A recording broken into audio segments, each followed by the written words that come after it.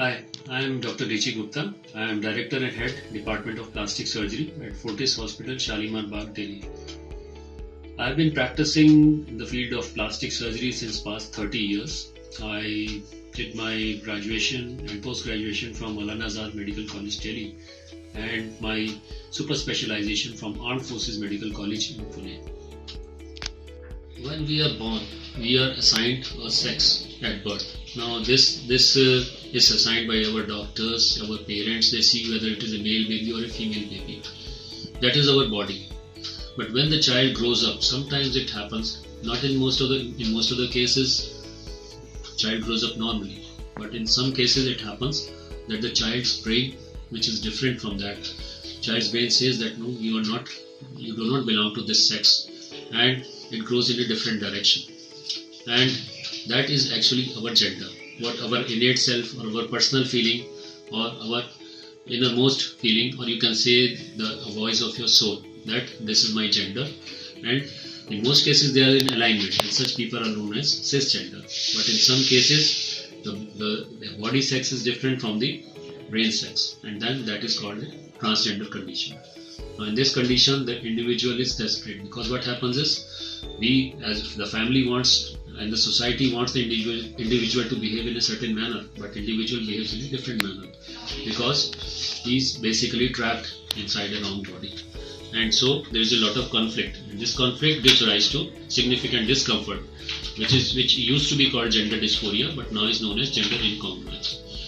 As a result, some patients are so discomforted that they want to get rid of these organs, the organs of the sex they are born with, and to get into the new body or the new sex. And such patients are such people are candidates for gender affirmation surgery or sex change surgery. Now, sex can be easily changed, but brain cannot be changed. Hence, it's not called gender reassignment, it's called gender affirmation surgery. We are affirming the patient's brain gender by bringing the body into alignment with the sex of the patient.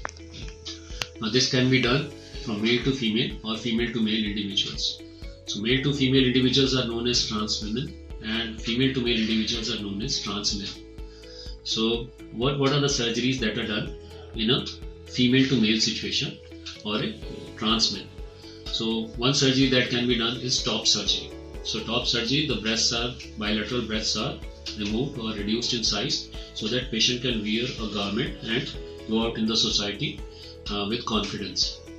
The second surgery involves removal of the female internal organs such as uterus, ovaries, and tubes, vagina, and construction of male organs like urethra, penis, scrotum, and patient is also given penile and scrotal implants.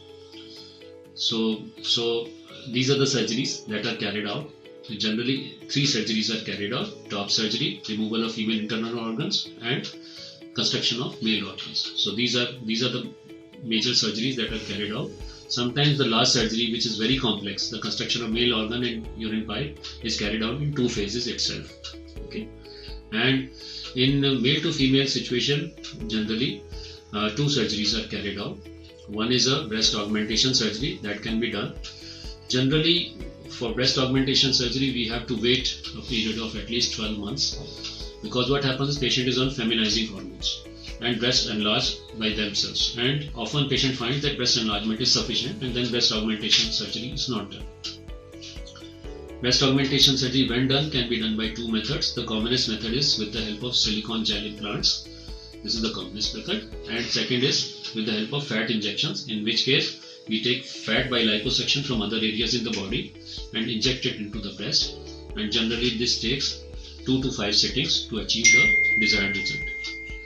And as far as the other surgery is concerned in male to female individuals, that is the removal of male external organs and construction of female external organs such as the labia, clitoris, vagina, etc. And these are constructed, but uterus cannot be reconstructed.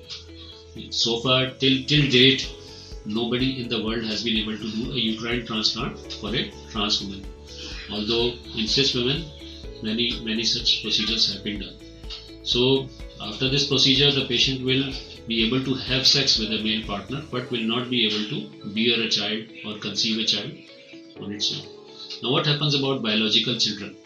Like in a male to female or female to male individuals, what we do is we advise them before the start of any treatment or even hormone therapy to preserve their gametes. Such as in a male to female individual, we can preserve the spermatozoa, and then they can be used to fertilize ovum, and that ovum can be implanted, and that person can become a biological parent. And in female to male individuals, we can preserve their ovum and achieve the same purpose. Now we cannot come to surgery straight away.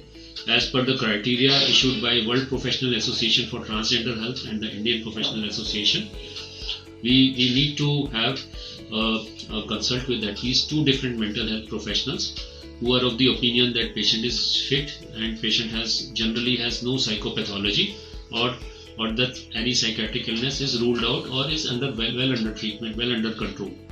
And the psychiatrist also certifies that the individual is fit to take a treatment, fit to take a decision regarding these permanent surgeries like male to female and female to male, in which permanent changes are done and the organs are removed.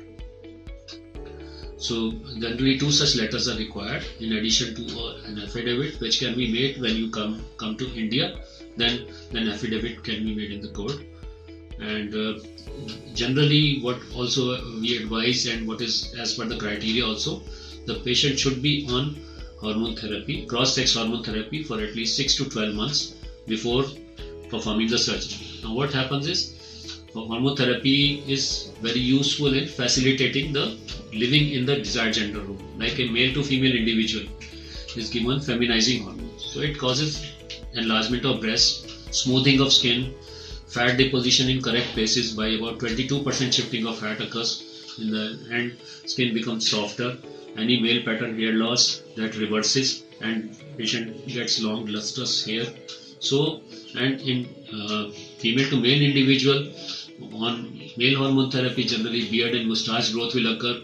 A strengthening of muscles will occur with the help of exercise. So what happens is that individual resembles a male more and is able to live like that in the society.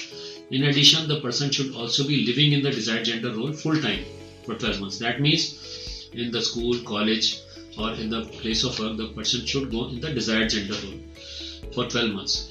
When a person lives like that for 12 months, that person in all seasons has worn all type of clothing, has had sufficient time to interact with the co-workers, etc., and feels comfortable in the desired gender role and is quite sure. So what these 2 interventions do is, these cause a decrease in the incidence of regret. That is, after the surgery I want to go back to the same thing. So that doesn't happen if all these criteria are fulfilled.